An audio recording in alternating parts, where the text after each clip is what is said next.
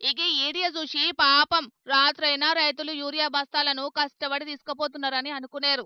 కాదు కాదు, అర్ధమరాత్రి గాంగల్ని అక్రమంగా యూరియా తరలించుకుంటా అడ్డంగా దొరికిపోయిండు గీ ఫర్టిలైజర్ దుకాణం ఓనరు. నల్గొండ జిల్లా హలియా మండల కేంద్రంలో ప్రియాంక ఫర్టిలైజర్స్ దుకాణానికి లారీ లోడు యూరియా రాంగల్నే లారీ నుంచే సీదా ఆటోలో ఎక్కించి బయటికి తరలించిండు ఆ దుకాణం ఓనరు. ఓ దిక్కు రైతులేమో రోజుల తరబడి లైన్లలో నిలబడితే ఓటీపీ ఆధారంగా 2 బస్తాలు మాత్రమే ఇస్తున్నారు అధికారులు. కానీ ఈ దుగ్నం ఓనర్ మాత్రం ఓటీపీలు గీటీపీలు ఏం లేకుండా అర్ధమరాత్రి వందల బస్తాల యూరియాలను బయటికి తీసుకుపోతున్నా అధికారులు మాత్రం పట్టించుకోకపోయేటాలకు రైతులు మస్తు కోపానికొస్తున్నారు.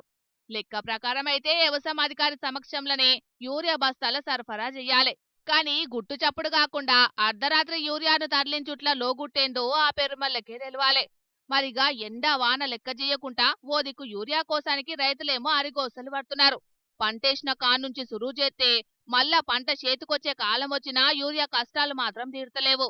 కానీ కొంతమంది మాత్రం అడ్డదారి దందా చేసుకుంటా రైతులను ఉసురు ఉచ్చుకుంటున్నారు.